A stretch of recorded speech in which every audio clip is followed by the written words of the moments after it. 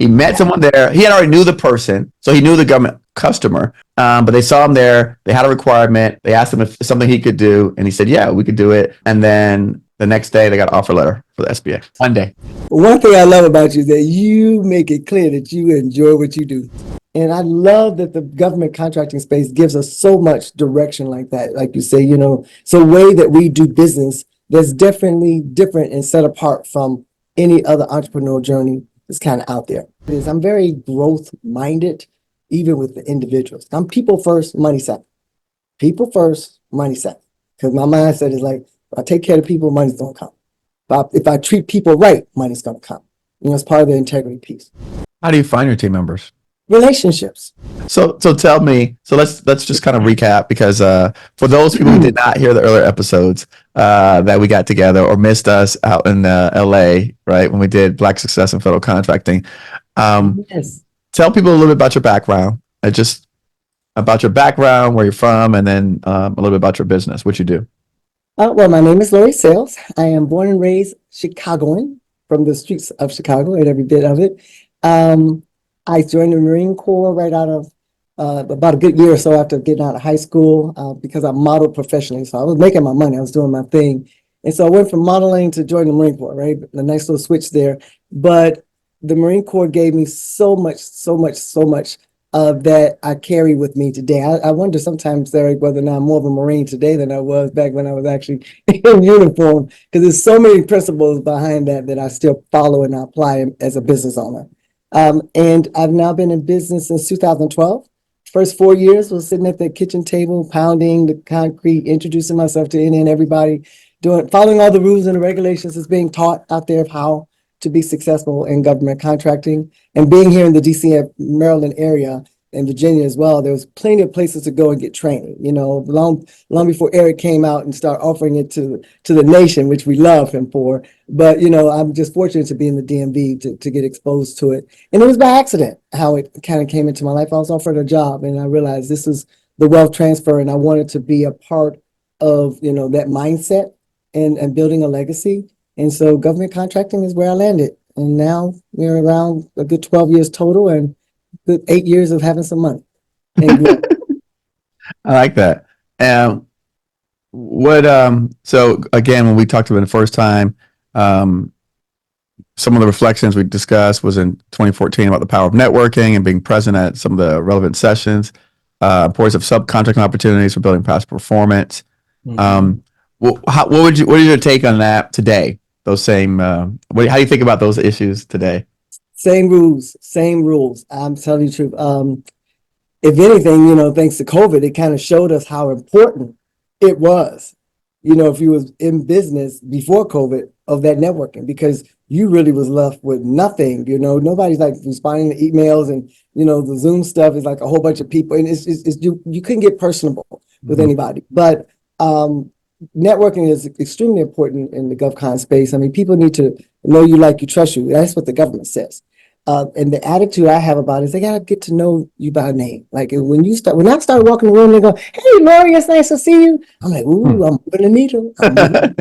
Because, it's nothing like somebody calling out your name, right? I hate when I don't remember people's names because of that. But, that means that you're showing up. And signing up for stuff is one thing. Now we got the world where they can send you the recording. So it does make it a little easier to still get the knowledge if you want the knowledge. But it is the showing up part, because you don't know who's going to be in the room that you need to meet. And that's the magic of it all with the networking. It's like you don't know. I used to be a party animal, Eric. I mean, straight party animal. The club spot was open.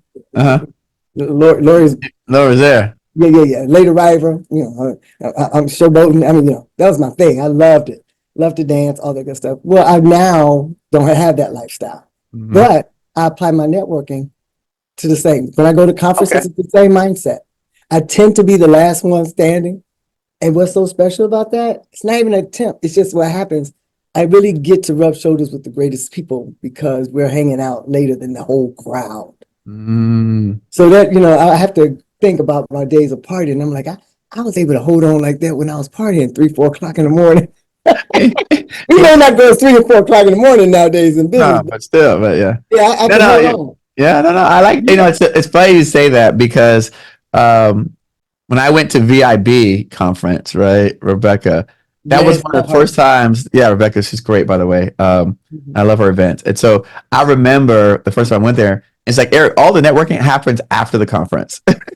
And so it was like the after event part, and then after event, and she's right, and Y'all talking about California, right? Because the yes, weather's good. yes, of course, yeah, California. But you know what? To that point, also with me recently, even at like 8A that I was in last week, we were in Atlanta, and I met the guy at his booth, and and so big. They were like one of the big sponsors at 8A, and someone from their company knew me from my LinkedIn and all this stuff. So they Oh, introduced me to their boss, who was he was what was it called? I think he's like a marketing manager, something like that. Either way, he's in charge of like their sponsorships and ads, stuff like that. So then when I went to their party afterwards, like 2 parties after, because their party was a later party, he said, "Hey, you're that guy that gets the 100,000 views a month." I'm like, "Yeah." He says, "I got to get you some money." Yes, thank you. I was like, "Yes, yes, yes." I was like, "Yes." just from hanging out. I mean, just like that. And so to your point, that's what happens, Mhm. right? Another one of my friends told me that he picked up a contract, a sole source at that event. The next day, he got an offer letter for a contract. See, The that's next day, he met someone there. He had already knew the person, so he knew the government customer. But they saw him there. They had a requirement. They asked him if something he could do, and he said, "Yeah, we could do it." And then the next day, they got an offer letter for the SBF. see that, and that's it. That's it because One day, it. No, no, that's it because you have to show up. I was not there. My VP was there. He told me he saw you, Mr. yes. Calvin Wilkins. Um, and so my effort now is a little different with my focus, but nonetheless, I realize the importance of anyone that's successful in the GovCon space is that you have to become known, and of course that comes with the people issues, right? Because everybody's not happy about all your moves, you know Mm. what I'm saying? So then all of a sudden you got to deal with those things from those people, but you still have to stay the course of being out there because in the end, you want to be successful. It's not nobody else's, feedback that should be important. It's what do you want? And that should be your encouragement every day to get out there and fight for it. And it is that, and get out there and fight for it and get out there and fight for it. So I love those kind of stories because it's about showing up. You can sign up for stuff all day long. If you're not showing up, you're really shortchanging your career of being in the entrepreneurial journey. No, I think that's a little bit. So you have an advantage, right? Because you said you used to hang out, so you know how to do that stuff. But what about people that And I will say again, I was people see me and they go, "Eric, you make it look so easy." Yeah, And we're extroverts, right? right, and but also I would say it helped me because my mom was in charge of a church. So from the time I was little, I had to read the Bible. I had to read the Bible in front of church, read the scripture. You stand in front of a couple hundred people, and you 5 years old, this big, you reading big old words that you can't hardly understand. I don't know what I'm reading. Right? You'd be like Ephesians 22, 8 and 7. I love But it. those things prepare you, right, for where you're at today, getting in front of people, talking, reading words that you don't necessarily understand, language that you don't necessarily understand, right? And not being afraid to ask for help, not being Yes. afraid to make a mistake, really, and kind of right fumble over some of the terminology. So that's where it came from me. Where did it come for you to be able to speak comfortably with people? Well, I've always been an extrovert and I've always been well liked by people. Making friends has always been normal for me.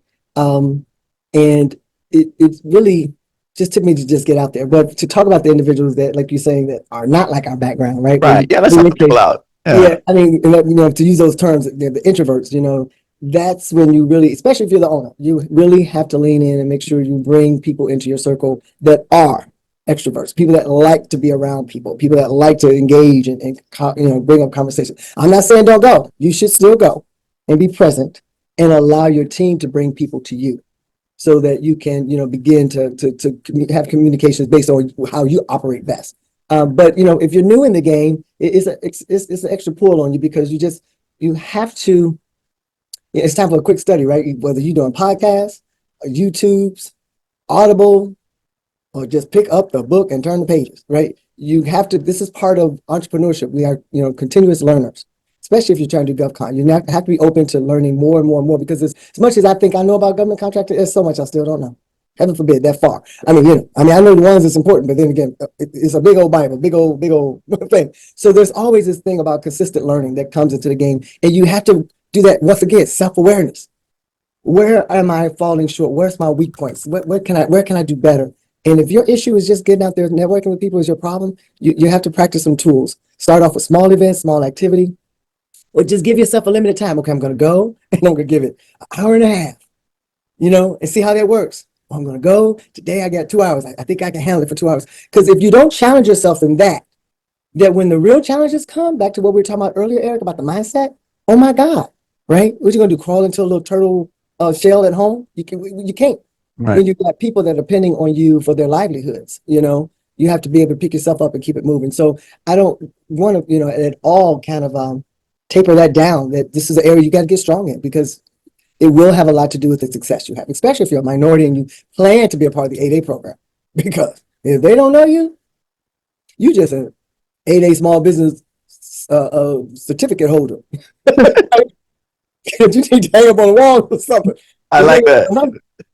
Hey, I like your 8A small business certificate holder. I like that. Yeah, don't nobody know you, you're not gonna get no work. So I'm not gonna try to, downplay that. It's a very important aspect of being in this business. What about some of the? You said 12 years. You said 12 years in business, 8 years of making money, right? So I mean, clearly that means you had some rough times. The beginning was not. Yeah, the beginning was real. I was just determined to not give up. I think a lot of people, right? They, they stopped. They would have stopped before 4 years. 4 years is a long time. Yeah, it is. So the things I did were, I got up looking at what trainings I could participate in. I got myself attached to TaskRabbit, which is still around today, and took on any kind of assignments in there, administrative work. Hey, I went and helped this woman out in that Potomac, Virginia area prepare for a child's birthday that was maybe 3, 4 years old. I'm talking spending money in the thousands and bringing in all these characters. So I was hired to come and help her organize her 3, 4-year-old child's. Wow. Maybe, $6,000, $7,000, easy. That was back then. Right. And I'm watching this happen. I'm like, okay, hey man, you got it like that. I said, this child is not going to remember. No. None of this. But it was because, of course, it's the family and friends people that you're impressing, Right. I took on that task, and I got paid for it, and I ran everything through Civility Management Solutions. Then I learned about simplified acquisitions, and I started responding to them, and, that was a little money trickling in here or there, some facilitators, some training, some program management, because they're willing to take a chance on you, right? Because it's a little amount of money, under $250,000, and we let's see if you can get this done. And I began to have at least some revenue running through the company. I did for like good 9 months out of those 4.5 years, was able to pay myself like $25 an hour instead of minimum wage, because I actually sat in as a facilitator on a contract. So I was the actual hiree that hired myself, to work for my company. So there was things I did creatively to get through that season and to still keep the momentum or the excitement or the drive, because sitting around watching TV was not on the agenda of any day. And that included Sundays. And it's amazing, Eric, because right now today, I don't have a TV in my house. Why? Because I don't watch it. I have one here in my office, CNN or whatever, based on nowadays, I can't even handle that. So I don't have that on, Right. So it doesn't come on very often. But, I try to keep abreast, through other means. And LinkedIn is one tool for me. I keep abreast of the news through LinkedIn, some social media means, but I'm not spending a lot of time on any of that, because let's be honest, Eric, if you're trying to build a multi-million-dollar business, which you don't have time for, is things that mean nothing. Watching television means like what? Now, I gotta love all the sports people and everything, but I promise you, what I don't have time for is to sit there and watch them make all their millions running them down the field. And I'm broke. Right. And I'm not doing that, right? So I live it that way, to the point of my focus. And it's not all work with no play. Oh my gosh, I go get my massages and facials and work out and sit down and dine. I mean, I do things to satisfy and get that, because that's necessary, right? Those things necessary to take care of me, to keep me on point and keep me mentally checked on life. But it is important that you pour into your business when you're ready, because like you said, you had that one gentleman or young lady that went away and came back. But when they came back, they was on fire. Right. Because that's what it's about. Because then you get your momentum, And that 4 years was with a teaming partner. I offered an opportunity for them to get an 8A, and I still was making no money. That's like, oh, so people don't say what they mean in this business? Oh my God, I'm devastated. But did I quit? Did I go over there and hurt him? I was a Marine, right? Studied boxing for a little while. I didn't do nothing. By the But way, okay, Marine boxing, how tall are you? 5'9". I mean, I know a little something, something. So bottom line is, like, I'm not gonna cut up. I'm not gonna act like a mad black woman. Fit that title. But let me stay on what to say. When they go low, you go high, right? Come on, Michelle Obama. I'm just all these things. Angry, sin not. Use the Bible. I mean, whatever's necessary to get you through that season, right? And I did have some seasons that I had to get through, and my faith was hugely pulled on. But I kept trusting and believing, and I'm here now to the point of we're trusting and believing to double in size, right? I mean, I'm consistently trying to grow. That hasn't changed from when I had no money to now that we got some money. I'm consistently trying to grow because the mindset is legacy.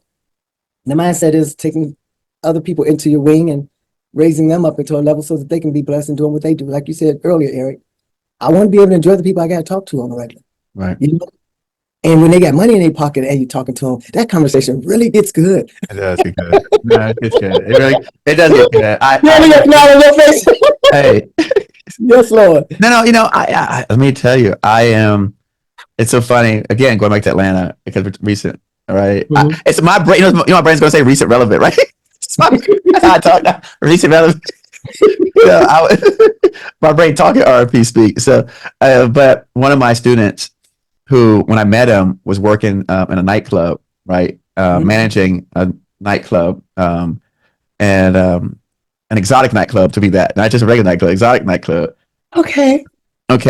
And then working a side job at a credit repair company, and to now he's putting money with my friends who manage private wealth and stuff like that away, and he did 3 million in sales last year and stuff. All right now. And so after meeting me within a year, he had quit both jobs, and his business was sustaining him.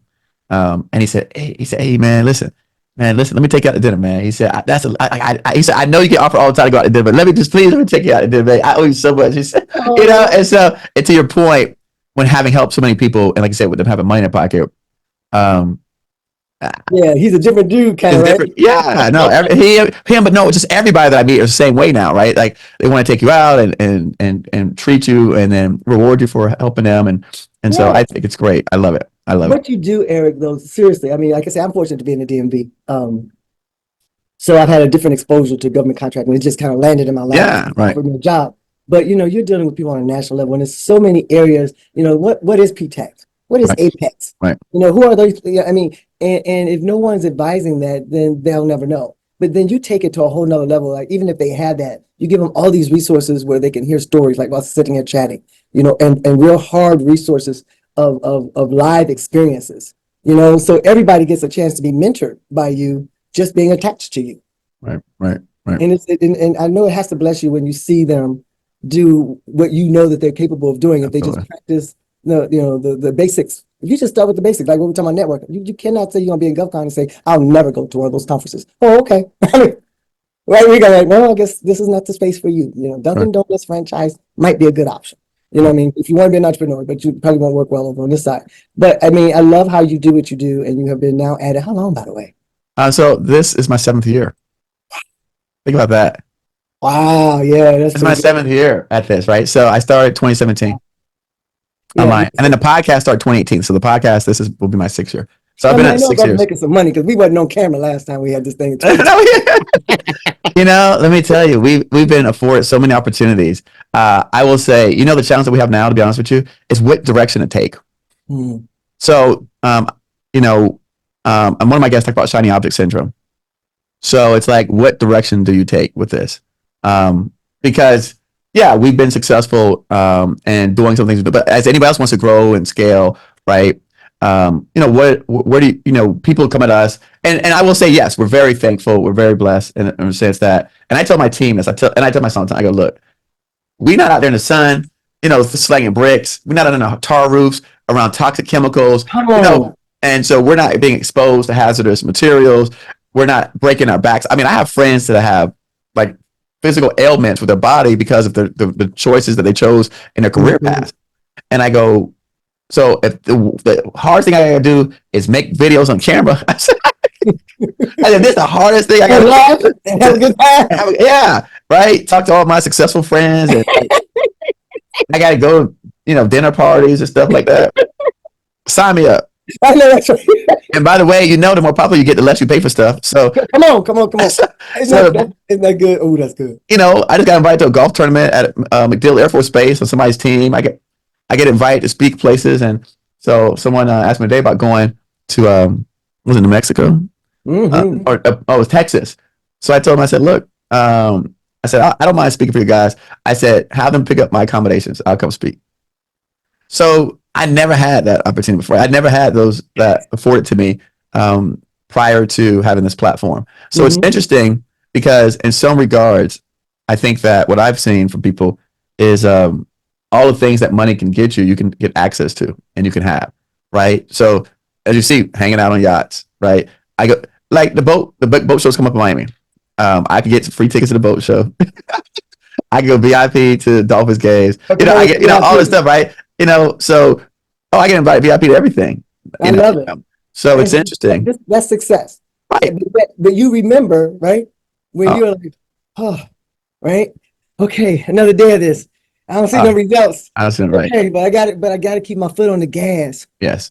Was the mindset because I didn't realize it had been that much time. I just know 2020 is when you and I had our first introduction. I mean, I think somebody on your team contacted me then, and not knowing then that I would be considering you a friend later, because I consider you a friend, we just run into each other sure. all the time. And in some cases, it's not the same kind of events. Like VIB, when you were there, I'm like, what you doing here? Everything, I don't know if I said that to you or not, but I'm like, everything but it was such a joy. And you were there working. You were there. Right. We actually did a little show there. Remember, you had some people come up and we talked a little bit about this world of GovCon. But, what you're talking about and what I'm hearing, Eric, is that the results of success, the results of not quitting, right? Results of keeping the mindset that's necessary, that no matter how many attacks, how many efforts, how many situations that you have to go through to get to the success, you just barrel through it, And I am learning, unfortunately, that I got to get a smaller crew. I got because again, I've always been well liked. I'm that girl. Right. What's up, Lorie? What's up? I'm her. I've been her all my life, but I have started to pull back a little bit and spending a lot more time by myself and doing what I need to do because the vultures are real. They were little before.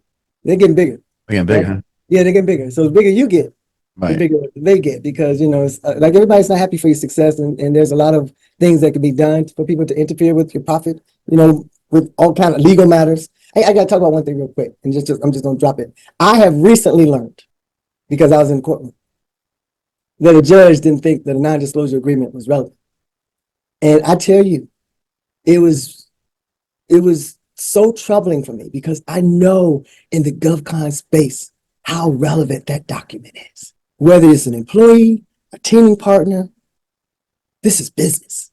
And nobody's talking, especially with teaming partners, nobody's opening their mouth to talk about the opportunity or anything without some mutual, fully executed non-disclosure agreement. Whoever started it, whoever gave it, one to the other, and then to get in the courtroom and them just act like, well, I'm like, that's a legal document or not? I'm just so confused. But what I won't do is ever go to court about it again. I just have to let it go. But at the same time, I got some reward from it because I made a point. You're not just going to wake up every day, coming for me and misusing and abusing and violating, legal documents, and there's not going to be some conversation about it. Because, it's operating integrity that's important because, it's a space for us to protect our intellectual property. That document, that's what we believe we're doing, is protecting our intellectual property, whether it's our pricing, whether it's our proposals, whether it's our contacts.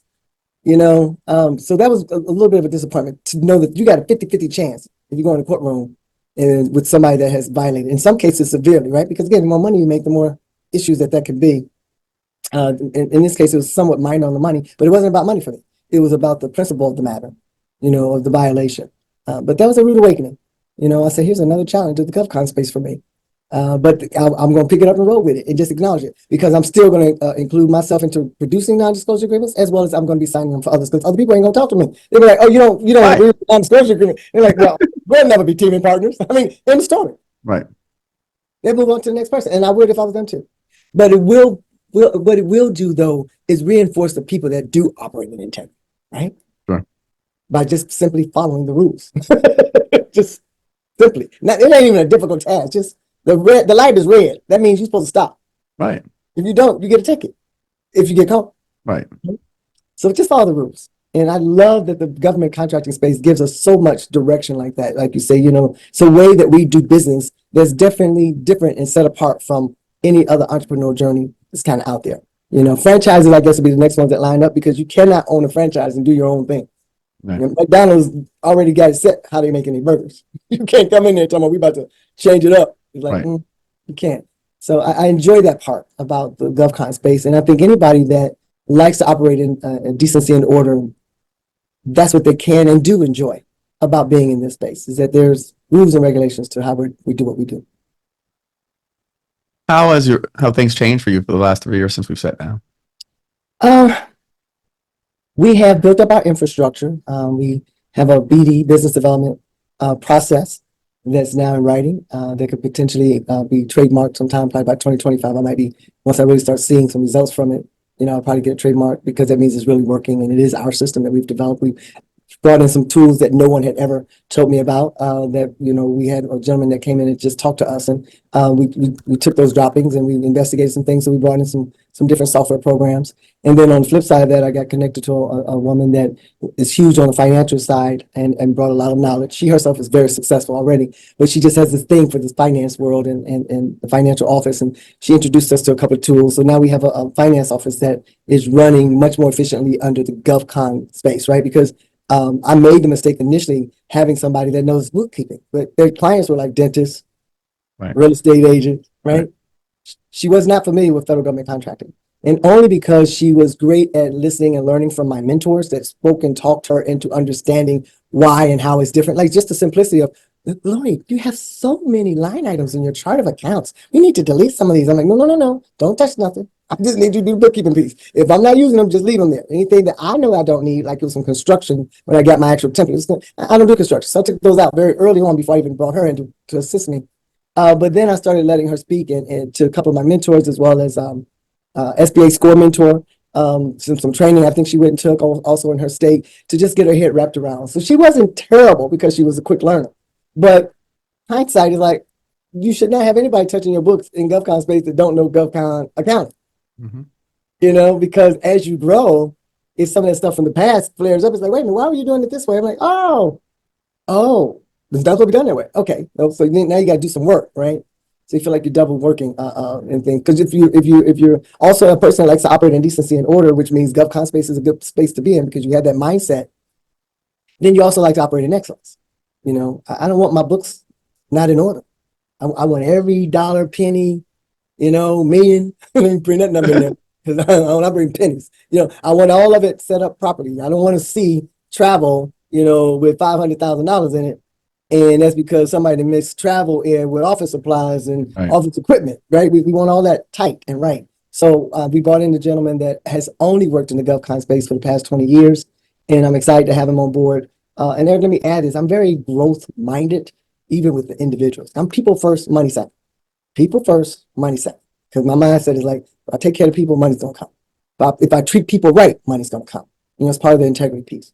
But, he could clearly become the CFO of Civilian Management Solutions if he stays the course. Because I hire people based off of being their last job in the corporate office. And I tell them that, stay here, grow with me and go with me. And you'll never have to fill out another job application again in your life. I don't plan on doing it. So if I'm hiring people, I don't want them to think they got to do it, right? I've lost a few people in the days of the past 3 years. I've definitely lost some people here at Civilian Management Solutions, but it was time for them to go because everybody can't grow with you. Right. Like you were talking earlier. Right. Yeah. People are just, isn't this good, Lorie? We got like, $4 million a year. Wow. We all got good salary in it. No, that's not enough, man. I'm trying to leave a legacy. I can't clean up a black neighborhood on $4 million of revenue. No. It'd be a little tough. I'll put it like that. You can't. I ain't talking about profit. I said revenue. Right. No. You can't clean up not a whole neighborhood. You might clean up maybe back. Right, like maybe 2 houses or something. maybe 3 houses down the road you clean up, but Right. not the whole neighborhood. Yeah, I want to have some impact, and it's important to me. Yeah, it's very important to me. So the growth is important. So yeah, over the past 3 years, we've had some changeover, but we've had some consistent building upon in that space with our infrastructure, and that has prepared us. Like when we won the $24 million award with another SDVOSB partner with HHS HRSA, that has now opened and swung the door open for some contacts to be after us that I never thought I would have before. So it shows you, what it does pay to stay in the game, because, I know I wanted to be successful, but I didn't attach a 2 and a 4 in front of a million at this time. Right. Do I plan to get there? Yeah, but we were able to come together with what we had to offer and with what they had to offer, and we won the opportunity. And so the good news is that we have built up this infrastructure to be able to make ourselves, look advantageous for this kind of work. And we had past performance in the work, but not in that size and scope, right? Right. But we were able to show ourselves worthy in general because of all the other great processes and procedures that we had in place to show the government that we're ready. And that contract has been doing well so far. I haven't gotten a call from the Corps, so that always tells me, 'cause I always make the Corps know, you can call me anytime. I know I got a corporate PM, but I need you to know I'm available and accessible because I like excellence. Again, Eric, I was a Marine. I don't know if we talked about this before, but let me share this and I'll let you take it. 110% is normal of anybody that serves in the United States Marine Corps. That's what's expected of you. I just happen to be a woman, and I'm also Black. So what level do you think I had to operate in order to be part of the crew? We're talking about the 80s. I ain't talking about the recent awards and stuff. Right. I'm in the 80s. I mean, I was like, 130, 140, sometimes maybe 150, especially when we had to go out for runs, and all the women are falling behind and falling out and getting on the truck. Lorie was in it to win it. If them jokers ran 10 miles, Eric, I promise you, I was 10 miles in with them because I want to be part of the team. It's not part of being competitive, but you want to be accepted to be part of the team. So I'm that same person today, right? So operating in excellence is important. And anybody that's on my team, you can't be laxy-daisy, like nothing really matters to you. If you didn't brush your hair this morning, it's no big deal. It's like, come on, man. I need you to act like you care, And so the infrastructure now that we have, it represents all of that. And I'm quite excited about that. How do you find your team members? Relationships. Okay. Relationships. Back to that, networking and everything as well. But because I've been well liked by many people, I on my team currently, I brought in quite a few people that did not know GovCon. Okay. They're subject matter experts in their field. Like our number one revenue streamer is conference logistics. And I'm not talking about events per se. Like we have the USAID Asabu. We did and we do their conference. Like we were just over in Thailand for the USAID's small business conference. My team actually put that together. I just went because I'm a small business owner. I mean, I must go. Right. And at the same time, my business plan, write the vision, make it plain, that I wrote in 2011 said civility management solutions will be CONUS and no CONUS. Well, guess what? Now that we actually are out of the country doing some work, I need to go just so I can go, wow, check that box. We've made it happen. But she was just a conference logistics young lady out there doing what she does for corporate America nonprofits. And she came to me, she said, well, what is this thing you're doing? Because I mean, right now I'm in the middle of jobs and, what is it you're doing? And so she came, she hung out with me, volunteering her time, going to this event, that event, sitting down, looking at, back then we didn't have Sam where we looked at, I forgot the page. FBO. Thank you. Yeah, Yeah. FBO. Yeah. Thank you, sir. But y'all got some cover. Oh, okay. And today, that's the highest revenue in here. And that's her specialty. Then I have a young lady that was a housewife. That's what I called her from growing up. But, I think they call it something else now. I know what you mean. I know. All right. Yeah. For those people that don't want to be politically correct, fix it in your mind. But, bottom line, she was at home taking care of the kids, homeschooling her children. And she was ready to come back into corporate America. And she is a friend of mine, like a BFF. I would refer to her. I still refer to her as, let me say that. And she's like, what is this thing you're doing? And she did the same thing. She started hanging out with me, going places, volunteering her time. What is Lorie doing? And I looked at her. I said, you've been managing your home all this time. Why don't you come and manage my office? So the two of them really were my first two hires, and they're still here today. So it's about 7 years that they've been in at Civility Management Solutions. And I brought in others that did know this space, and we just trained them into it, even though they came with some expertise, of something per se. But now they just have to apply it to being in the government contracting space. That's one way I've hired in a corporate office. That's great. Yeah, and some of them have worked than not. I've had a couple of them that they didn't work out, because like you said, I'm going back to what you said. Everybody's not willing to have growth in their life. They like the status quo. They've accepted the things of the back in the day for us Black people to have to hear. Just take this and be happy. Right. You have a house. Why would you dare think about buying two? Right. Right? I had a You guy. have a job. Yeah. Why would you dare want to be an entrepreneur and take that risk? I mean, some of them are just still there, and it's okay. We just have to show them, right? It's interesting. And that mindset, yes, we've all heard it in our homes. But Mhm. I was listening to the book by the guy who founded Starbucks. And so, interesting enough, when he was trying to raise money for the Starbucks concept, his father-in-law wrote him a check, and then his wife got pregnant, and he had been a year trying to raise money unsuccessfully, and he told him the same thing. Look, this whole idea is not going to work. Just go get you a job. My daughter's pregnant. This hobby that you got. And so Hobby. Oh my God. hey, they said his hobby. Hold up. It's called From the Ground Up, Howard Schultz. And so, Ah! yeah. And so literally I listened to that. So to your point, I'll, it's my leave it's last guest, but I have like a morning routine. I get up, I walk 5 miles a day and I listen to podcasts. And again, I feed my brain with all the stuff that I want to have. Yes. Right. So I'm very intentional about what I feed inside of my mind. I love it. And so I was listening to that today, and so he said the same thing. He was actually working at a company at Coffie.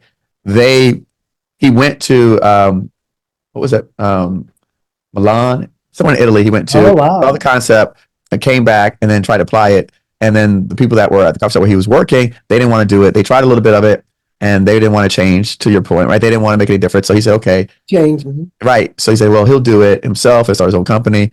And he had to raise some money to do it because it's very capital intensive to open up a coffee shop with employees. And his father-in-law, cut him a check and some other investors. But a year later, he still hadn't had enough money to open it up and get started.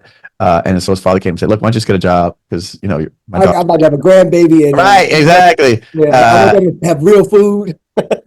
And so it was like 6 months later, he raised all the money he needed and then, opened up his first store and then, the rest is history. Yeah, So I think when I think about those things, and that's why, to your point earlier about reading, podcasting, YouTubing, get the stories of what other people went through to have some sort of reference point, a benchmark, to not be alone thinking about like these are the best ideas that I have. Like what did other people have? And that's why I bring people like yourself on here today because right, I need them to have that context. Right, 12 years. I say this and I keep repeating it. People want to do what you do, not what you did. Yes. Yes. So everyone wants to do what Lorie does now. Go to Thailand, go to the conference, right? Oh, yeah, it's a small business. Go speak at Congress and go speak. Everybody wants to do that. Go to the dinner and stuff. But what about the 4 years? What about the Task Rabbit and going to the 3-year-old birthday party? Do they have too much integrity for that or too much, ego to be able to go put themselves down? And then I love the idea of running it through your business. I think that's a classic, right? Running the whole thing through your business to get some revenues generated. Revenue, yeah. I mean, because bottom line, you're not in business, ain't no money coming in the bank. I mean, you got a hobby back to that. You got a hobby. Yeah. That's good. I thank you for sharing that because that's true. Everybody has their journey. I mean, because I know some women that have left Booz Allen and walked out with a contract, right? They're subcontractors, 50 people out the gate. I mean, you haven't been in business for 30 days and you got 50 employees, but their journey is different. They came with being subject matter experts or something. I'm not a subject matter expert of anything. My background is other than serving in the United States Marine Corps. But what I do kind of say is what's interesting, and this has happened on its own. We have all this logistical work.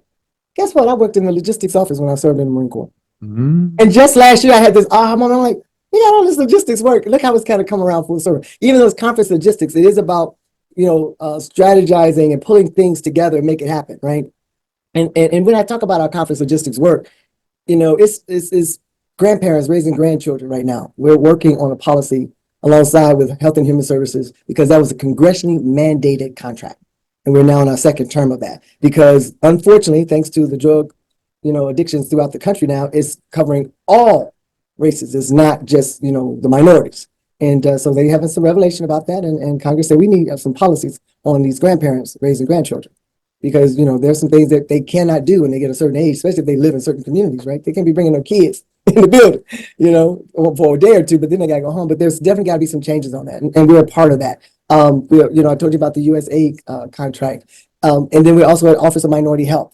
And, we're helping them coming up with some surveys and things that they're doing in order to improve the health matters for our generation of people. So it's a lot of great work in conference logistics that I didn't even know existed that the government would be doing. That's about bringing stakeholders together, just meet and have conversations and write out policy. And I'm very, very grateful to be attached to that. And our work over at Department of Homeland Security, we started there. And we're like, 4 contracts in now we've had over Department of Homeland Security. But I love working with Custom Borders Protection because guess what they do? They protect this country. We got, you got DOD here. I was a Marine. I got some Air Force guys here in the office. We got Georgia National Guard folks. But in the end, I like what Custom Borders Patrol and Custom Borders Protection does for this country because they're protecting us. This happened to be where we live, right? I mean, I get DOD's assignment, but I do like DHS's work. And the other HHS, DHS, and USA, those are my loves. But we're inside of transportation, been there for a while, based off of relationships only, and solely because of that. But transportation has been good to us. I've been attached to transportation when I had that subcontract and I got cheated out of my money. They're no longer 8A, they don't have the work, but we still in there with another company. So relationships, back to that word, right? Relationships. So it's about not just those 4.5 years that I was out there beating the pavement, but I'm the result today of those 4.5 years. Is the point, and forming those relationships and being honest with people and saying what you mean and mean what you say. And it really does make a difference when we all come together because government contracting, matter of fact, federal government personnel, they love us working together. It's amazing to me how we just don't want to really grab that and hold on to it. Small businesses come together and maybe take some work from large companies that's had this work that really is fitting for a small business to do. Like conference logistics. Does Booz Allen need conference logistics? No, absolutely not. No. Go ahead and build some boats and some ships and airplanes and stuff. Do what y'all do. We'll leave this other stuff alone, this professional services. But they have a lot of work that small businesses can have. And we as a people in the small business community just need to really do better at coming together, forming relationships. And again, you don't have to like me, but at least come to the table operating with, the words out of your mouth, let that stay the same. And let's make this money together. And the government really wants us to. I think we really disappoint them, especially the Oscar office, when they're like, darn, down. Another good relationship that I thought was going to be great. And look, as soon as they come together and get a joint venture, now they don't like each other. I can't put enough on that, Eric, that the importance of us doing better there. Because we'll make more money and the government will be happy. That's a win-win situation. I want to say something that a gentleman said to me yesterday that I thought was funny. And it may be funny and not funny at the same time. It says that, and you mentioned this earlier, we don't know a lot of ways to make money, especially minority communities. So I'm telling you, as a person who's been teaching online 7 years, right? We think about, when you say logistics, we think about trucking, janitorial, entertainment, athletes, right? That's how we know how to make money or work for the government. That's about 5 areas that we know. That's it. That's it. So we don't understand professional service. We don't even know what that means, Laurie. We don't know all of the different facets and opportunities that exist. I'm being honest with you. Oh, true. Ooh, that's good. Think about it now. If you go talk to regular people, minorities, how can you make money? Oh, well, you get a government job. Work for the post office. Post office. Government job, though. Post office. Same thing. Government job, post office, or work for the county, city, state, whatever. Yeah. Entertainment, athletes, right? Trucking. Yeah, that's good. Right? Janitorial, salon, hair, nails. That's about it. Yeah, let's not leave out the hairstyle. We can't leave out hairstyle. We can't leave that. But that's about it. That's all we know. They're not making money from the hair that we have to buy, which is what. No. We ain't making money selling the hair. Making money from doing hair. Yeah, standing up on feet 12 hours. So and we get paid in cash, so we don't have to pay the IRS because we don't need people know how much money we made. Yeah, all that, and that'd be an important part of the process of which career you choose, right? So that's valid. But, so that's where I think that's where we stuck. Because when you said conference logistics, I'm willing to bet 99% of people listening ain't never heard them terms put together like that. I want to bet now. I'm just telling you. Yeah. I'm fortunate enough because I have interviewed people like yourself. I understand that logistics doesn't always mean trucking. And in my exact, most of the time it don't mean trucking. It had nothing to do with no trucks. Nope. Because I've had people have logistics contracts on base where they manage the facilities logistics. Post. But again, when I say logistics, people think trucks. Our community thinks trucks. So I have to say that. No, that's good. That is good because that's valid. And yet we are definitely a professional consulting services firm.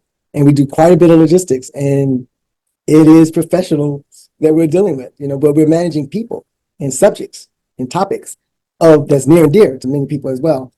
So that's good. I know that we have been challenged in general in this country with starting businesses and having access to capital, right? Mm-hmm. And that probably will never change. I'm just saying. Yes. It's part of a system. So you just got to get yourself tied into the right folks, and you just got to keep trying. But at the same time, it is what type of businesses that we're starting that still leaves us with a nominal amount of money. I still carry in one of my cases something that I got when Hillary Clinton was running for office, to show you the time frame. It's quite a while ago, like 2012 or something like that, 12, 13. I can't remember the time frame. And I don't even have it. But yeah, I think about 12 because as I said, Obama was 08, and then the next one will be 12. Yeah. So 12, 16, 20. there was a women's group that pulled this together, and it's a pamphlet of data about women business owners and women that are entrepreneurs. And I'm not even sure why the timing of the election, but that's when this was produced. It had maybe 15 roles indicating all these different races. I mean, they broke down the Asians, Korean, Thai, Chinese, Puerto Rican, Hispanic, Mexican. I mean, they really broke it down. Native American. Guess who was at the bottom with revenue per year? Right. I already know. But the amount is what shocked me. $27,000 as change. Revenue. Annual revenue for Black woman-owned businesses. Not that long ago, since I've been in business. And I carry it because it's a driver for me to be a part of the difference. Now, clearly they're talking about the whole country. They're not talking about just the DMV, or they're just not talking about, Texas, where there's a lot of government contract, Florida. No, this is on a national level. But a lot of that is based off of the types of businesses that we choose to be in. Because, if you was to think about who might be at number one, I'll just throw a hint. Technology was at number one. So what ethnic group do you think was attached to number one?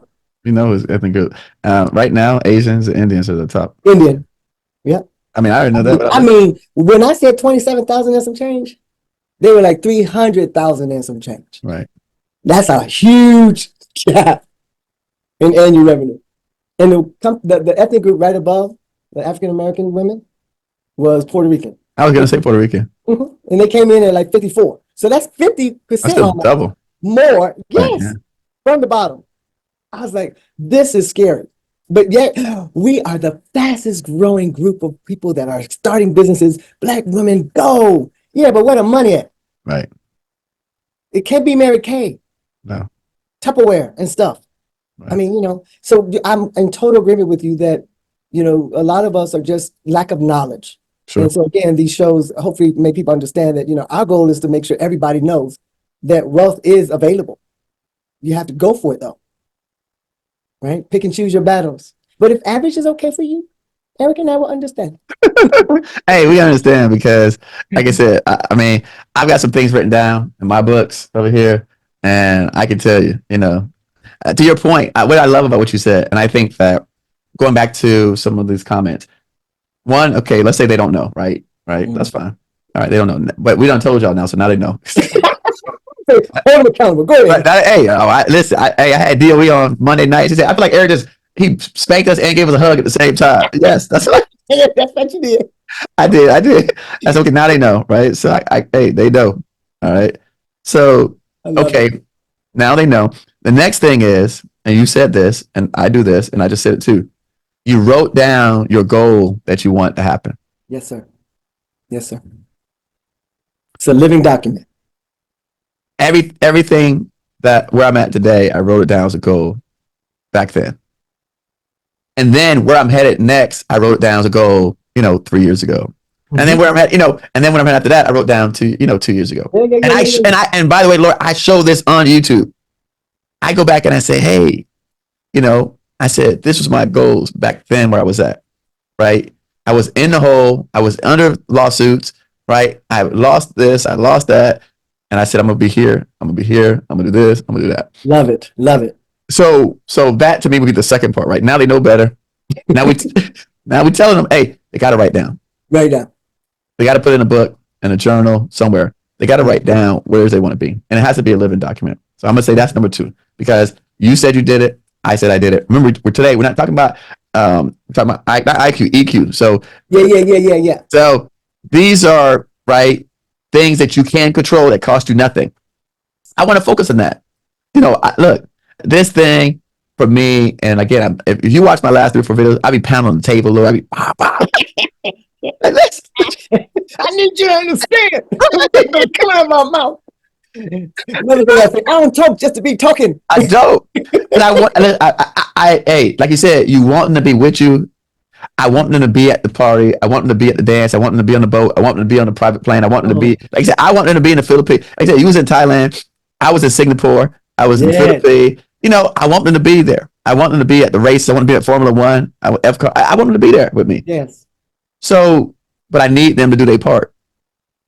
And I don't think that the things that we're saying are hard to do. I don't think that, Laura. And I say that because we did it. Mm-hmm. Mm-hmm. So that was another part of the story that what we encapsulate here on this podcast is showing people that looked like you, that came from backgrounds like you, right? That basically made a decision. This is what I want to do, stuck with it, and then they kept pushing. And I love those kind of people, and I love to connect with those kind of people. I invited you, Laurie, to come speak with me. You came. You had no idea you're gonna meet my friend Travis. No. Right? You're the bomb. Oh my goodness. And now you see what kind of what stuff that he's doing. Yes. And so now you get to have that experience and see that, right? Yes, like I want some of that. Right. That's the attitude to have. I want some of that. I ain't trying to take it from him. I just want to be a part of it. I'm gonna line up with you. So it's a bunch of us doing it. What about that part? Woo-wee. I love it. And so, but guess what? You showed up. Like you said, you came, you showed up. Yes. That's what you said earlier. I'm just retracting everything we done talked about. That's right. If you guys show up. You showed up. Come on, you want this. And ooh, you hitting it on the head because, you know, faith without works is dead. Ooh. I prayed, I talked to God, just to talk. Ain't doing nothing. Like something like you said, write it down at least. Right now. You know, so there's so many tiny things that we have complete control over. I love what you're saying. That actually allows the needle to move.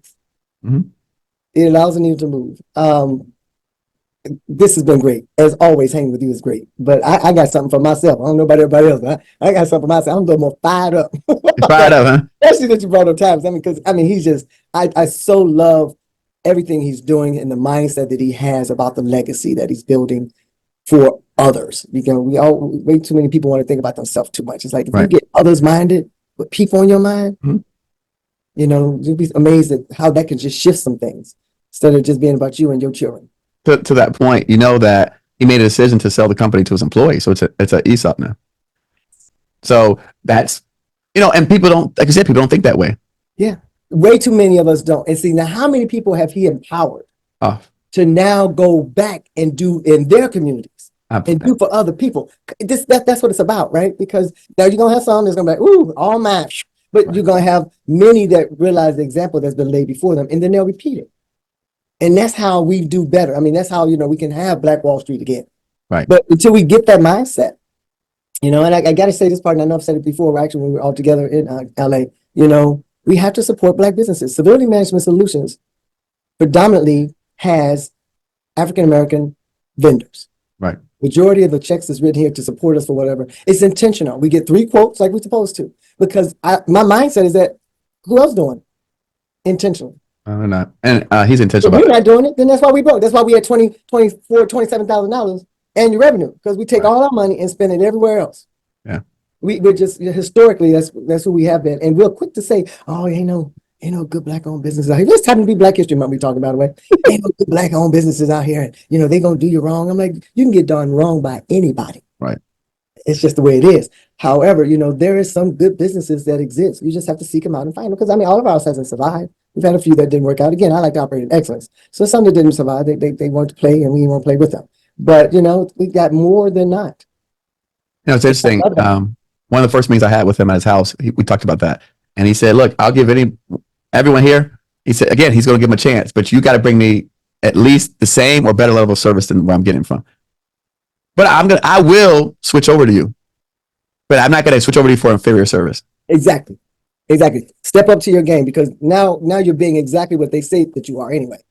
You know, from our own people. That's known from everybody else, because what we know is that the other races are not waking up looking for Black-owned businesses to work with. No, nobody is. No. They work with themselves. That's why they are so successful. Right. And I mean, can't hate them for it. No, I don't hate it. Admired. Right. Should be admired. Absolutely. So, Be admired. so to your point, they do a lot. And again, I work now more intimately with his company, not just him personally, but with his company.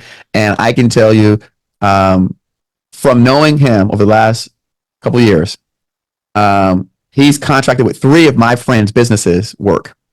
So he's putting his money where his mouth is. Okay. I just found out recently that my girls who want to start doing events for a living, who put together my conference, he contracted them to put together an event for him. So he continues to give and support the next group of people. And even when we make a mistake, he texts and he said, look, he said, but I understand. He said, you got to get your systems in place. So he has grace with us. Yes.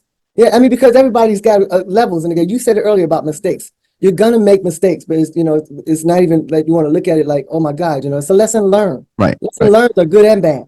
The thing is that you make the mistake. Now you just go about fixing it so that it doesn't happen again. Not that mistake. Not that mistake. It repeats. So, I mean, because that's life. I mean, you make mistakes on your job. So you're definitely going to make mistakes in the entrepreneur journey. No, absolutely. Even if it's not you making a mistake, it's one person on your team. Right. But guess who the end result falls on? You. And of course, that's what we're talking about. It wasn't me. It was clear as the team, tomorrow team making a mistake. Right. But you got to accept responsibility for your team. So it's not. Yeah, you have to as the owner. And that's putting on, the big jackets, because some people are like, you. No. Sometimes you have to take a hit for what your team did wrong. And that's part of just the entrepreneur journey. Talk to people. So, all right. So now we done told them, right? And now they know, right, about opportunities, right? Outside of this core five, things. 5, 6 days a day. You do all that for the federal government, by the way, right? Yeah, exactly. Now you got it. What else? What else have you seen where we've been falling short? Our community. Okay, yeah, we talked about not spending our money within our community. We did. That's a big one for me. Just not being supportive. Okay.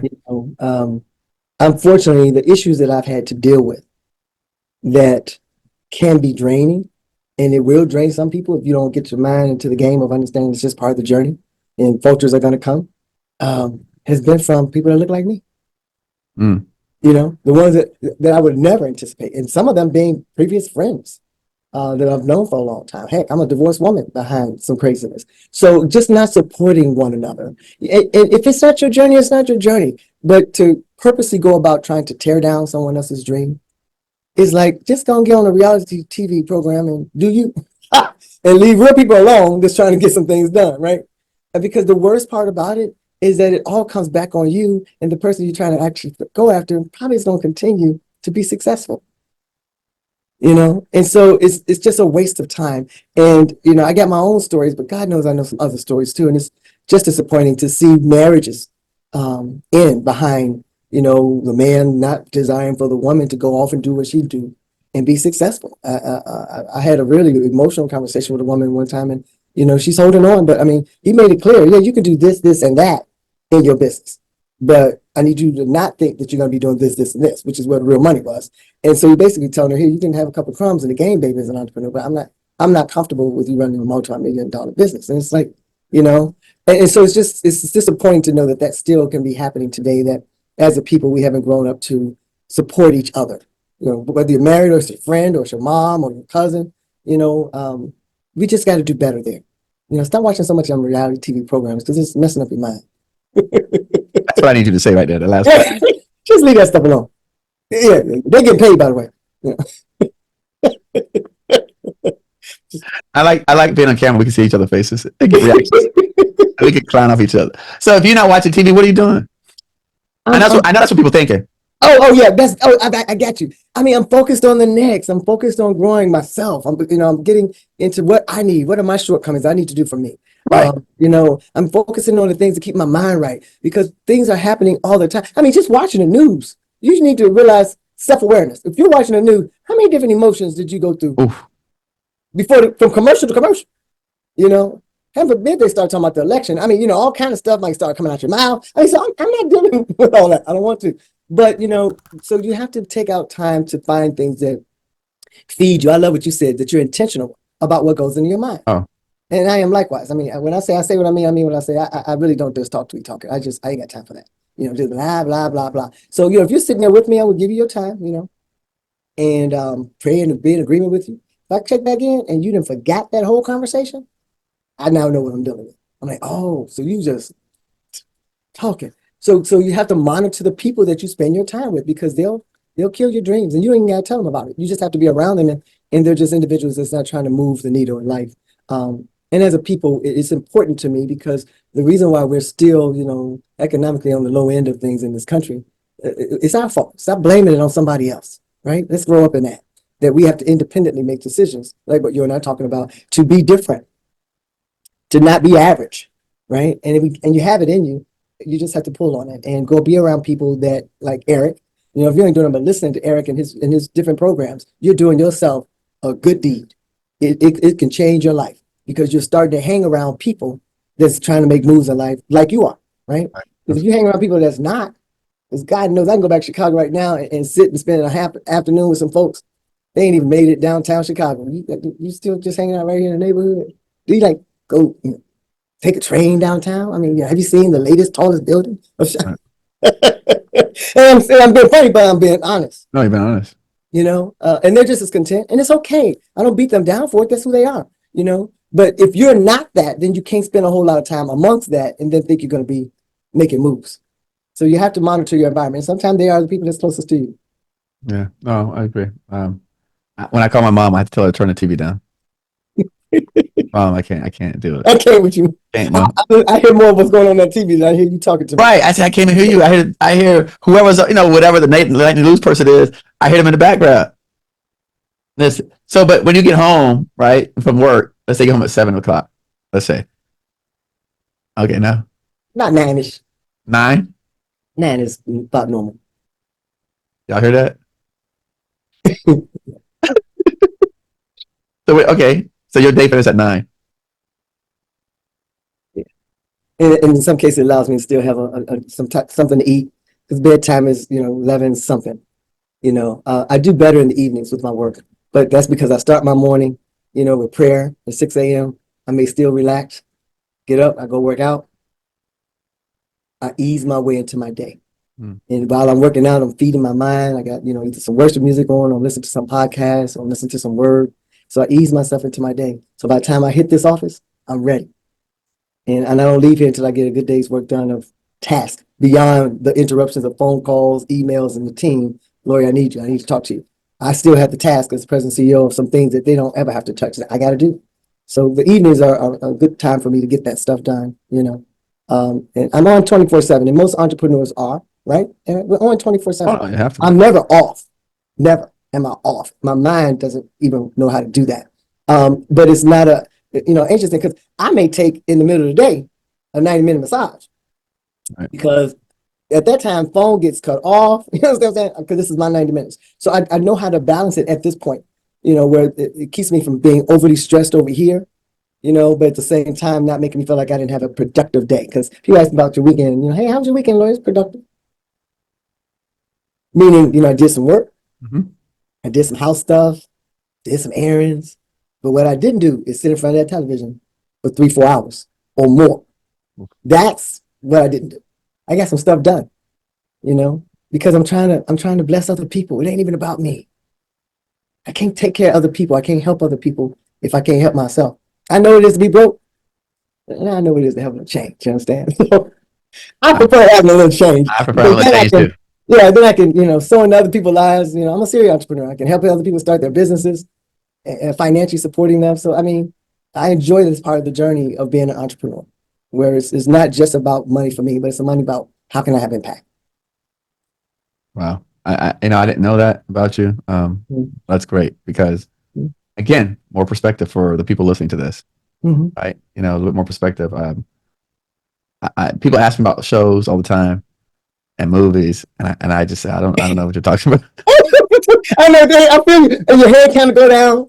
Like I have a bonus daughter, and she refused to let me go, and I love her, and she loves me. But if you start talking like that around her, Lorie don't know who you're talking about. They start running these names, all these celebrities and stuff. I'm like, if she's with me, she's learned to help people. Lorie don't know what you're talking about. No, I know. I'm just saying, embarrassing, right? It is, and people try to make you feel bad, like you're supposed to know all this stuff. I got something. No, you didn't know? I'm like, no, No, I didn't. that happened to me recently on some major event. And when we were gathering my team in Atlanta, they were referencing this major event. I'm not even going to repeat it. It's so bad. And so they said, "You didn't hear about that thing?" I said, "No, I don't. I don't know what you about." You don't know what name what that thing is. I'm not even going to name it because it's Like bad. the Super Bowl? Do you know who won the Super Bowl? I didn't know who was. I knew Kansas City was playing. I didn't know who they were playing against. Yeah. I was at Travis' house. He had a Super Bowl party at his house, and I was with some of my people. I went that met him there. And I literally only went there to network because I knew He I was know at the Travis, Super Bowl party. Yeah. right? And so which by the way, for context, he had a VIP out in the back of his house at his Super Bowl. Yeah, that's I ain't messed up. mad at him. That's a Nah, bad thing. I was like, I said, why y'all got a rope back here, like on the water side? In your house, right? Yeah, well, it's on the back patio part that leads to the back dock on the water side. Yeah, right. And there's a rope under like the lower level. And I said, but my friends were over there. And I said, why y'all, you got a rope? They said, look, man, it's Travis' house. It ain't got to do with that. It's his house. Traffic rules, his house, his rules. And I'm cool. I sit there. No problem. Hey, I know I'm supposed to be there. So I guess, That's all. but, and to his credit, he had some people that were former NFL guys that were also back there that he introduced us to, and we connected, and it's down the space, right? Space, yeah, because you have people that were not, and so again, being there for a little bit of time. First thing he grabbed, hey, come meet these guys. Boom, boom, this is my boys. We do business, and we exchange information like that. Boom. So it worked out. I forgot what I was going to this story. Now you don't threw me off. No. I forgot what I was going to this story. No, but what I love what you're sharing though is that being an entrepreneur, being successful, never giving up, right, getting the right mindset can open up doors that you never imagined. Exactly. Right. And yes. And that's what, to your point. So that's what I was saying to the person who asked me, I didn't know about this particular recent event. When I was at the party, I didn't know about who was in the Super Bowl other than Kansas City, because they kept talking about Taylor Swift and that stuff. Yeah. Oh yeah. So you couldn't get enough of that. So I knew Kansas City, but I didn't know they were playing in the Super Bowl until the actual day of the party. I was like, I don't even know who's playing, but I didn't seek that out. And then, some major event, some major tragedy happened. I'm like, look, my sister called me on the phone yesterday, and she said, talking. And she said, they did a shooting yesterday at the parade. I said, no, I did not know, and I did not need to know. So they be want to tell you the news. They be want to, like, I tell my family chat, I said, listen, I don't need y'all to replay the news to me. I said, I think I need to know. Right, I will go and get the information if I want to know about the news. But don't take and post in our family chat, the latest news thing. That means nothing to what you're trying to accomplish. Right. Now you can spend 10, 15 minutes on something that don't really mean nothing. You can't fix it. Now there's some people that's already been assigned to that, so let them do what they do. Right. So, but people are not gonna like us for saying that. Yeah, but at the reality of it all is that's what successful people do. Of course. Right. And that, I don't even want to call out names, but these folks is running around with these billions and stuff. How much time do you think they spend? I'm just saying, paying attention to all that stuff. They got people that handle that stuff. They not, look, man, if I want to know news, I just call so-and-so in here and they give me the snippets of what I need to know. Right. I don't need to know everything that I don't have no impact on, Right. Only reason I'm keeping up right now about anything with football, because I'm, reestablishing a relationship that I've known from when I was in my 20s. And it's just been a joy. I've been really enjoying having him around and talking with him on a regular. But, he's a football dude. Gotcha. That's the thing. And he actually works at one of the stadiums with oversight of it on the security side of the house. And so thanks to him, I get a lot more information just because he needs to talk about it. But I thank God that, he don't watch the games like for 5-6 hours. I don't know what them Sundays can be like for some of them folks, but he don't do that. But he wants to know, give me the scores. And he good. Okay. And I'm like, I got Google scores right now. Yeah, Lord, let me know the score. I'm like, okay, yeah. But at the same time, Les a lady, I don't mind doing stuff for him. Right? Okay, that's nice. I do like my Miami Dolphins. I like the Miami Dolphins. So I will watch the Miami Dolphins team. That's it.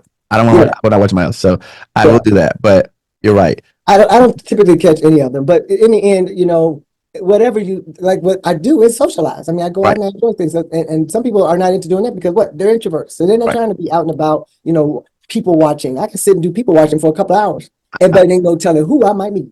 That's the thing I miss about when I go to DC is that there's so many social events. Oh my gosh. I'm like, I don't think I would ever be. I don't. I would It be out is. socializing. So y'all have so much social events that For it's business owners even. right. So you're right. Almost every day of the week is something probably going on that is GovCon, especially now we opened back up after COVID. Yeah. You can always find some place to go, you know. But this is good information for people that, you know, we're hard chargers about it because we're talking from a point of we know where we've been and we know Oh, what we've done to be where we are. right. And we know that despite all the, you know, like you say, all the technical things that you got to learn to do and all the tactical things you got to learn how to operate within, it really has been our mental strength. Absolutely. Um, and the relationships we've developed that keep us moving as we are moving. And I think that most people really do need to get some understanding about that EQ aspect. Yeah. Yeah. Well, close them out. We've been at this thing for 90 minutes now. So go ahead. Yeah, Close them out. and I I know forgot last the time, time recording a little bit, right? you know, I think I just did, but you know, just sharing the importance of thinking about other people, the importance of honoring the relationships you have. It doesn't matter what and who they are today. You never know what and who they're connected to. Practicing integrity in every area of your life. And that way, you know, you can always hold other people accountable for their misbehavings. And then you can walk away with your hands up high because you know you've done things right, decency and in order. And don't forget to support Black-owned businesses in whatever way you can. And that's with your money. but I can't let you go. Hold on, wait. When we were in LA, Yeah. you know, my mom remembered you, right? I Oh, like the lady. And something you said about women and females about covering up. oh, and I stood up. Yeah, you got no, you got to tell them about covering up. You know, Yes, because that my yes. mom may remember. You know, she said I like her. You know, Well, you know, because you know, like well, you my said, mama's in the church, and you know how church people can be too. Now, so the women you go got to to the give me church, an amen. they sit in the front, and all that. You know how. Amen.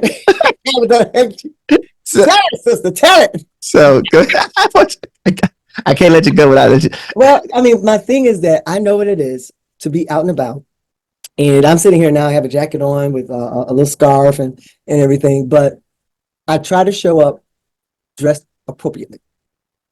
I have seen since I've been in business, women showing up now as a veteran, if they're having a veterans event, let's be clear about, you know, the ratio. It's definitely going to be more men. It's more men in general because it's business. Now it's a veterans event. Well, it's definitely more men than women. And I've seen women come in there with their very tight fitting A style dresses, no blazer, or top and bottom and buttons unbuttoned all the way down. And I remember saying to the young lady, excuse me, I mean, let me go to the bathroom with you because you're top. She looked down and said, oh, it's okay. It's okay. I mean, I'm seeing heavy duty cleavage in a room full of men that's business owners. And I'm like, okay, so I see what I'm dealing with here. So I, you know, ha ha he, he, and moved on. Why did that person end up moving on where I moved on to? All of a sudden, while I'm standing there talking, she shows up. And the guys that I'm talking to, needless to say, didn't miss none of that, right? And I looked down over at that, and at this point, I rudely walked away because that's not I don't flow like that. So my attitude from that day forth really became more attentive to it. I'm like, why? And then they'll complain. Let me not miss that piece. I noticed they have a girl, you know, I gave that man my business card. He had nerve to call me, talking about we should be going out on a date and not talking business. Well, you know, how was you dressed? Because the men are visual. We already know this. This has been going on long before Dow was born. Men are visual. So if you come in there dressed a certain kind of way, you're going to get treated a certain kind of way. I know you may not like the H word or the W word, but bottom line, if you dressing like one, then you is one. I mean, we didn't make up the rules. It's just it. And I totally understand women when they say, I should be able to wear what I want to wear. Yeah, we'll be ready to accept everything that comes with that. Just know that. Otherwise, women that are business owners and expect to be treated respectfully as best as possible because you're already a woman and you can get disrespected with the blazer on. But put a jacket on it is the term I used that day that everybody even afterwards came to me and said, I just love what you said. Put a jacket on it. Yeah, you know, because we're, you know, especially in our community, you know, we got big old hips. Put a jacket over it. And then when the after hour thing started lingering, you take your jacket off and get your little cutie, whatever, if that's what you're trying to. But at the event, with all the lights on, put a jacket on it. And that's how we're going to close out today. Thank you. That's how we're going to close out today. You know, put a jacket on it. You know, help a man out. Help them out. Help them out. help them out. Help them out. Don't help them out, please. My audience going to appreciate this. You know, they're going to appreciate this one. Put a jacket on it. So for all y'all who stayed to the end, who got all of this good stuff, right? We appreciate you. You know, Lorie said put a jacket on it. So y'all put a jacket on. Be good, Lorie. Thank you so much. I love you, girl. I love you back, and I'll see you soon, I'm sure. We'll talk soon. Thanks now.